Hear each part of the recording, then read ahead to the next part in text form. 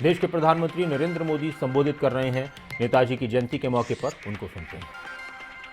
अलग अलग देशों के बीच में, सेनाओं के बीच में हमने जॉइंट मिलिट्री एक्सरसाइज बहुत देखी है, पुरानी परंपरा है, उसकी चर्चा भी होती है। लेकिन भारत ने पहली बार डिजास्टर मैनेजमेंट के लिए जॉइंट ड्रिल की परंपरा शुरू की है। कई देशों में मुश्किल समय में हमारी डिजास्टर मैनेजमेंट से जुड़ी एजेंसियों ने अपनी सेवाएं दी है, मानवता के प्रति अपने कर्तव्य का निर्वाह किया है। जब नेपाल में भूकंप आया, इतनी बड़ी तबाही मची, तो भारत एक मित्र देश के रूप में उस दुख को बांटने के लिए जरा भी देरी नहीं की थी। हमारे एनडीआरएफ के जवान वहां तुरंत पहुंच गए थे। डिजास्टर मैनेजमेंट का भारत का अनुभव सिर्फ हमारे लिए नहीं, बल्कि पूरी मानवता के लिए है। आप सभी को याद होगा, 2017 में भारत ने साउथ एशिया जियो स्टेशनरी कम्युनिकेशन सैटेलाइट को लॉन्च किया था। वेदर और कम्युनिकेशन के क्षेत्र में उसका लाभ हमारे दक्षिण एशिया के मित्र देश को मिल रहा है। साथियों, परिस्थितियां कैसी भी हो, अगर हम में हौसला है तो हम आपदा को भी अवसर में बदल सकते हैं। यही संदेश नेताजी ने हमें आजादी की लड़ाई के दौरान दिया था। नेताजी कहते थे, कभी भी स्वतंत्र भारत के सपने का विश्वास मत खोना। दुनिया की कोई ताकत नहीं है जो भारत को झकझोर सके। आज हमारे सामने आजाद भारत के सपनों को पूरा करने के लक्ष्य हैं। हमारे सामने आजादी के 100वें साल से पहले, 2047 के पहले नए भारत के निर्माण का लक्ष्य है। और नेताजी को देश पर जो विश्वास था, जो भाव नेताजी के दिल में उभरते थे, और उनके ही भावों के कारण मैं कह सकता हूं कि दुनिया की कोई ताकत नहीं है जो भारत को इस लक्ष्य तक पहुंचने से रोक सके। हमारी सफलताएं हमारी संकल्प शक्ति का सबूत है, लेकिन ये यात्रा अभी लंबी है। हमें अभी कई शिखर और पार करने हैं। इसके लिए जरूरी है हमें देश के इतिहास का हजारों सालों की यात्रा में इसे आकार देने वाले तप, त्याग और बलिदानों का बोध रहे। भाइयों और बहनों, आजादी के अमृत महोत्सव का संकल्प है कि भारत अपनी पहचान और प्रेरणाओं को पुनर्जीवित करेगा। ये दुर्भाग्य रहा कि आजादी के बाद देश की संस्कृति और संस्कारों के साथ ही अनेक महान व्यक्तित्वों के योगदान को मिटाने का काम किया गया। स्वाधीनता संग्राम में लाखों लाख देशवासियों की तपस्या शामिल थी, लेकिन उनके इतिहास को भी सीमित करने की कोशिश हुई। लेकिन आज आजादी के दशकों बाद देश उन गलतियों को डंके की चोट पर सुधार रहा है, ठीक कर रहा है। आप देखिए, बाबा साहब आंबेडकर से जुड़े पंच तीर्थों को देश उनकी गरिमा के अनुरूप विकसित कर रहा है। स्टैच्यू ऑफ यूनिटी आज पूरी दुनिया में सरदार वल्लभ भाई पटेल के यशगान की तीर्थ बन गई है। भगवान बिरसा मुंडा की जयंती को जनजातीय गौरव दिवस के रूप में मनाने की शुरुआत भी हम सब ने कर दी है।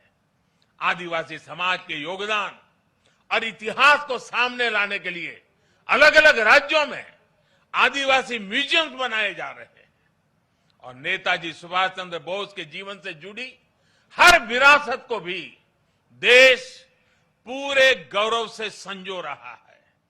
नेताजी द्वारा अंडमान में तिरंगा लहराने की 75वीं वर्षगांठ पर अंडमान के एक द्वीप का नाम उनके नाम पर रखा गया है। अभी दिसंबर में ही अंडमान में एक विशेष संकल्प स्मारक नेताजी सुभाष चंद्र बोस के लिए समर्पित की गई है। ये स्मारक नेताजी के साथ साथ इंडियन नेशनल आर्मी के उन जवानों के लिए भी एक श्रद्धांजलि है जिन्होंने आजादी के लिए अपना सर्वस्व न्योछावर कर दिया था। ये मेरा सौभाग्य है कि पिछले वर्ष आज के ही दिन मुझे कोलकाता में नेताजी के पैतृक आवास भी जाने का अवसर मिला था। जिस प्रकार से वो कोलकाता से निकले थे, जिस कमरे में बैठकर वो पढ़ते थे, उनके घर की सीढ़ियां, उनके घर की दीवारें, उनके दर्शन करना, वो अनुभव शब्दों से परे है। साथियों, मैं 21 अक्टूबर 2018 का वो दिन भी नहीं भूल सकता जब आजाद हिंद सरकार के 75 वर्ष हुए थे। लाल किले में हुए विशेष समारोह में मैंने आजाद हिंद की कैप पहनकर तिरंगा फहराया था। वो पल अद्भुत था, वो पल अविस्मरणीय है। मुझे खुशी है कि लाल किले में ही आजाद हिंद फौज से जुड़े एक स्मारक पर भी काम किया जा रहा है। 2019 में 26 जनवरी की परेड में आजाद हिंद फौज के पूर्व सैनिकों को देखकर मन जितना प्रफुल्लित हुआ, वो भी मेरी अनमोल स्मृति है। और इससे भी मैं अपना सौभाग्य मानता हूं कि हमारी सरकार को नेताजी से जुड़ी फाइलों को सार्वजनिक करने का अवसर मिला। साथियों, नेताजी सुभाष कुछ ठान लेते थे तो फिर उन्हें कोई ताकत रोक नहीं सकती थी। हमें नेताजी सुभाष की can do, will do spirit से प्रेरणा लेते हुए आगे बढ़ना है। वो ये जानते थे, तभी ये बात हमेशा कहते थे, भारत में राष्ट्रवाद ने ऐसी सृजनात्मक शक्ति का संचार किया है जो सदियों से लोगों के अंदर सोई पड़ी थी। हमें राष्ट्रवाद भी जिंदा रखना है, हमें सृजन भी करना है और राष्ट्र चेतना को जागृत भी रखना है। मुझे विश्वास है कि हम मिलकर भारत को नेताजी सुभाष के सपनों का भारत बनाने में सफल होंगे। आप सभी को एक बार फिर पराक्रम दिवस की बहुत बहुत शुभकामनाएं देता हूं और मैं आज एनडीआरएफ, एसडीआरएफ के लोगों को भी विशेष रूप से बधाई देता हूं, क्योंकि बहुत छोटे कालखंड में उन्होंने अपनी एक पहचान बना दी है। आज कहीं पर भी आपदा हो या आपदा के संबंधित संभावनाओं की खबरें हो, साइक्लोन जैसी, और जब एनडीआरएफ के जवान यूनिफॉर्म में दिखते हैं, सामान्य मानवी को एक भरोसा हो जाता है कि अब मदद पहुंच गई। इतने कम समय में किसी संस्था और इसके यूनिफॉर्म की पहचान बनना, यानी जैसे हमारे देश में कोई तकलीफ हो और सेना के जवान आ जाएं, तो सामान्य मानवी को संतोष हो जाता है, भाई बस अब ये लोग आ गए हैं। वैसा ही आज एनडीआरएफ और एसडीआरएफ के जवानों ने अपने पराक्रम से ये करके दिखाया है। मैं पराक्रम दिवस पर नेताजी का स्मरण करते हुए मैं एनडीआरएफ के जवानों को, एसडीआरएफ के जवानों को, उन्होंने जिस काम को जिस करुणा और संवेदनशीलता के साथ उठाया है, बहुत बहुत बधाई देता हूं। उनका अभिनंदन करता हूं। मैं जानता हूं इस आपदा प्रबंधन के काम में इस क्षेत्र में काम करने वाले कईयों ने अपने जीवन भी बलिदान दिए हैं।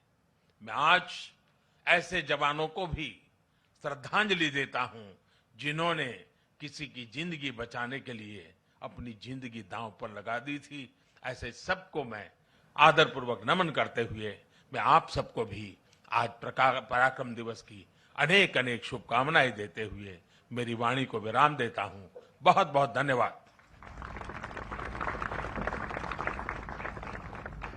मंत्री का ये वक्तव्य। कोटि कोटि धन्यवाद माननीय प्रधानमंत्री जी, दिव्य कांति वाले शब्दों के लिए बहुत बहुत आभार माननीय प्रधानमंत्री जी आपका।